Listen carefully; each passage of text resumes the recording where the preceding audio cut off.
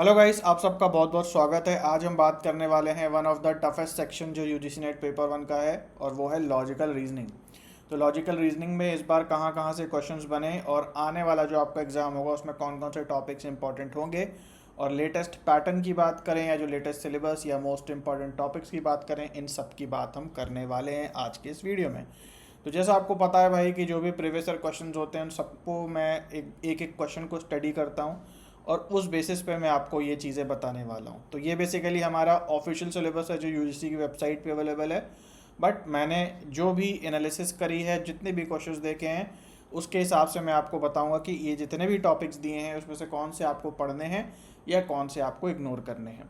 तो ये यूट्यूब के बच्चों के लिए जो ये जानना चाहते हैं कि हाँ भाई कौन से क्वेश्चंस, कौन से टॉपिक से क्वेश्चंस बने, या फिर अगली बार कौन से टॉपिक्स ज़्यादा इंपॉर्टेंट होंगे। और इसके अलावा ये सेम वीडियो मैं अपने पेड कोर्स में भी डाल रहा हूँ, ये बताने के लिए कि भाई कौन कौन से सेक्शंस जो हैं आपको तैयार करने हैं इस कोर्स के अंदर, और किस प्रकार से ये जो है कोर्स में जो लॉजिकल रीजनिंग का सेक्शन है उसको डिज़ाइन किया गया है, या फिर जो नए वीडियोज़ हैं, कौन कौन से मैंने नए वीडियोज़ यहाँ पे डाले हैं उसके बारे में हम लोग बात करने वाले हैं। तो भले आपने कोर्स नहीं भी लिया है फिर भी आपको पूरा आइडिया लग जाएगा कि भाई अपडेटेड सिलेबस क्या है और करंट पैटर्न जो है लॉजिकल रीजनिंग का क्या चल रहा है। तो चलिए आगे बढ़ते हैं, और ये जो पूरी लिस्ट है लॉजिकल रीजनिंग के जो भी सीक्वल से लेक्चर्स दिए हैं उनको समझते हैं, किस कैटेगरी में कौन कौन से लेक्चर्स आते हैं और कौन से आपको तैयार करने हैं और कौन से आप अगली बार के लिए स्किप कर सकते हैं। ठीक है, तो लॉजिकल रीजनिंग की बात करें तो इस बार मैंने अपने कोर्स में लॉजिकल रीजनिंग में कोई भी नया वीडियो ऐड नहीं किया है, क्योंकि ऑलरेडी ये कोर्स इतना टू द पॉइंट बन चुका है खासकर लॉजिकल रीजनिंग का, कि हर एक चीज़ जो इस बार पूछी गई, जितने भी शिफ्ट के पेपर हुए, जितने भी दिनों में पेपर चले, पेपर 1 की मैं बात कर रहा हूँ, उसमें सारे के सारे क्वेश्चन जो हैं कहीं ना कहीं इन सभी लेक्चर्स में से आए। तो एक बार ऑफिशियल सिलेबस को छोड़ करके मैं अपने तरीके से जो मैंने कैटेगराइज करा है टॉपिक्स को, उनको एक बार हम लोग यहाँ पे देख लेते हैं। तो सबसे पहले लॉजिकल रीजनिंग की बात करें तो सबसे पहला और सबसे इम्पॉर्टेंट जो चैप्टर है, जो एक तरीके से बेसिक्स का भी आपका काम करता है, यूट्यूब पे भी मैंने काफ़ी लेक्चर्स आपको फ्री में ही दिए हुए हैं इस कोर्स से, तो अगर नहीं देखा है तो उनको ज़रूर से देख लेना। तो सबसे पहला जो हमारा सेक्शन है वो है वेस्टर्न लॉजिक 1। वेस्टर्न लॉजिक 1 मतलब कि वेस्टर्न लॉजिक के वो सारे लेक्चर्स जो कि बहुत ज़रूरी हैं और इनसे हर बार क्वेश्चन आते हैं, और बिना एक्सेप्शन के भी इन सभी से क्वेश्चन सारे के सारे हैं, इसलिए यहाँ पे न्यू लिखा है। तो जहाँ भी न्यू लिखा है वहाँ पे इस बार क्वेश्चंस बने हैं, और मैंने अपने कोर्स में वो नए क्वेश्चंस अपडेट भी कर दिए हैं। और इम्पॉर्टेंट का मतलब है कि ये आपका आने वाले जो पेपर है उसके लिए भी बहुत इंपॉर्टेंट है, आप बिल्कुल भी स्किप नहीं कर सकते। तो क्या क्या आता है वेस्टर्न लॉजिक 1 में? सबसे पहले स्टेटमेंट्स एंड आर्ग्यूमेंट्स, बेसिक्स, जो स्टेटमेंट्स क्या हैं, आर्ग्यूमेंट्स क्या हैं, क्या स्ट्रक्चर होता है, सिलोजिज्म क्या होता है, ये सब बातें। उसके बाद आर्ग्यूमेंट्स के टर्म्स, मिडिल टर्म क्या है, मेजर टर्म क्या है, माइनर टर्म क्या है, एंड सो ऑन। फिर कन्वर्जन ऑफ वर्जन, यानी कि जहाँ पे नॉन लगा होता है कि some non great man are non honest, तो जहाँ पे नॉन स्टेटमेंट लग रहा है उस नॉन को कैसे हटाते हैं, वो कन्वर्जन ऑफ वर्जन है। स्क्वायर ऑफ ऑपोजिशन आप सबको पता है, और immediate inference square of opposition का ही एक दूसरा पार्ट है। तो ये जितने भी टॉपिक्स ये लिखे हैं ये वेस्टर्न लॉजिक में आते हैं, और भाई इनको तो आप बिल्कुल नहीं छोड़ सकते।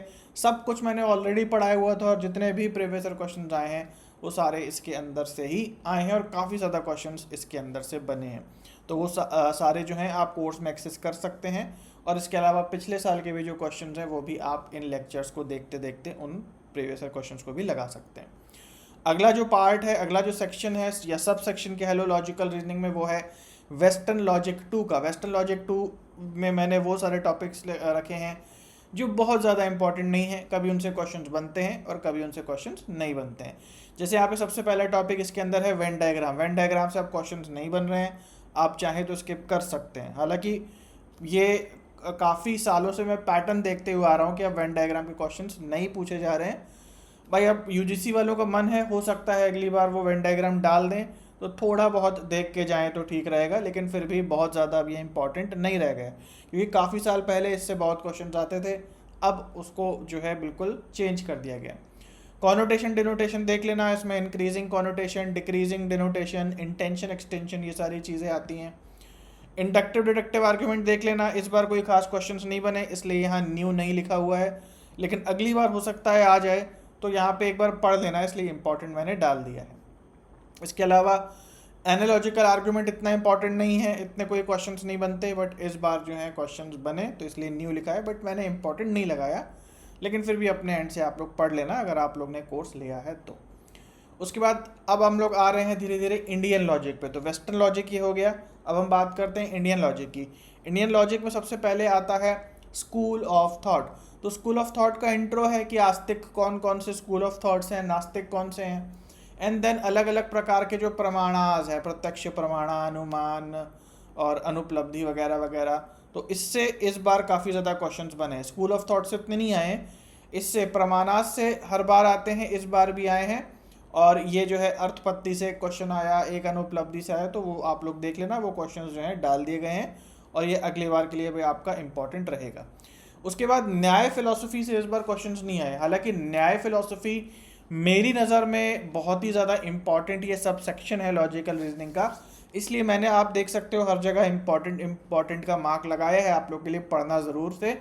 लेकिन आप देख सकते हो कि न्यू जो है केवल न्याय आर्गुमेंट स्ट्रक्चर में है, व्याप्ति से जुड़े हुए एक दो क्वेश्चन आए हैं और वहाँ पे ही न्यू लगा है। मुझे ऐसा लग रहा है कि जिन बच्चों ने शायद ये कोर्स नहीं लिया है, अगर वो ये वीडियो देख रहे हैं खासकर यूट्यूब पे, तो शायद मैं कुछ जो टर्म्स बोल रहा हूँ वो उन्हें ना समझ में आ रहे हो। उसका रीज़न यही है कि प्रीवियस ईयर क्वेश्चंस के हिसाब से आप पढ़ेंगे तो आपको पता चलेगा कि क्या क्या एग्जैक्टली पढ़ना होता है ना। लेकिन हाँ, जो अभी कोर्स में ये वीडियो देख रहे हैं तो उनको सब समझ में आ रहा होगा अगर आपने पहले से लेक्चर्स देखे हुए हैं ना।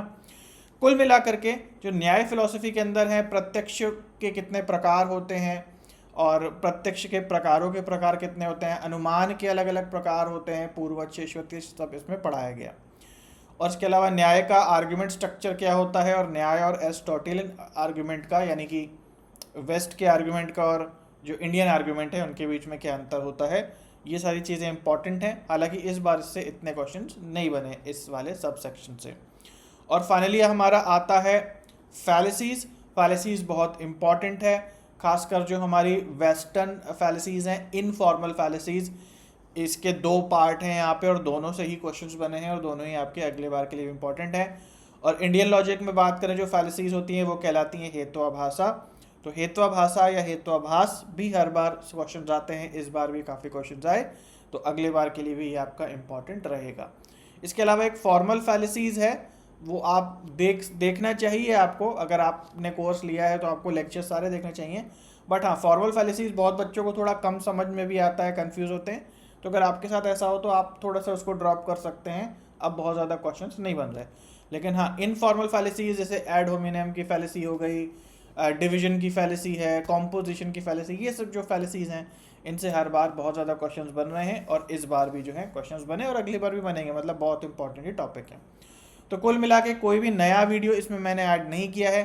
अगर आपने पहले ये कोर्स लिया था, इस बार आपने रिजॉइन किया है, तो भाई ये न्यू जो लिखा हुआ है वो सारे के सारे क्वेश्चंस आप लोग लगा लेना। और अगर कोई वीडियो आप रिवाइज करना चाहते हो तो ऑब्वियसली वो यहाँ पे डला है, बट एज सच कोई भी मुझे ज़रूरत ही नहीं पड़ी कुछ भी नया डालने की, क्योंकि सब कुछ बिल्कुल टू द पॉइंट तरीके से डला है। और जितने भी क्वेश्चंस मैंने एनालिसिस करे, सारे के सारे मैंने क्वेश्चन पेपर्स देखे, वो सारे बड़े आराम से जो भी दिया हुआ है उसके अंदर से ही आ गए।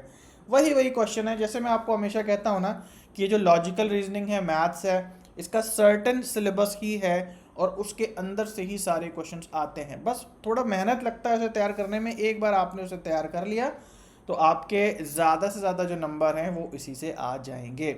और बाकी इसके ऊपर जो है टीचिंग एप्टीट्यूड, रिसर्च एप्टीट्यूड वगैरह, इसके बारे में भी मैं वीडियो बना के आपको बताऊंगा क्या क्या नया आया, क्या क्या नहीं आया। लेकिन हाँ, इनमें हमेशा ही नए वीडियोस जुड़ेंगे या नए टॉपिक्स आएंगे, क्योंकि इनका दायरा, जो थ्योरी होती है उसका दायरा बहुत ज़्यादा फिक्स्ड नहीं होता है। सो गाइज, आई होप आप लोग को आइडिया लग गया होगा कि भाई जो ऑफिशियल सिलेबस है वो आप लोग थोड़ा सा देख लिया करें, लेकिन उससे भी बहुत ज़्यादा ज़रूरी है कि जो प्रीवियस ईयर क्वेश्चंस हैं उनके हिसाब से आप समझें कि कौन से ट्रेंड में टॉपिक्स चल रहे हैं और कौन से नहीं चल रहे हैं। तो जिन बच्चों ने भी कोर्स ज्वाइन करा है, भैया लॉजिकल रीजनिंग को लाइन से देखना, ऐसा ना करना कि बीच में अच्छा मैं पहले फैलेसीज पढ़ लेता हूँ फिर बाद में जो है कुछ और पढ़ूंगा, ऐसा ना करना, वरना कुछ समझ में नहीं आएगा।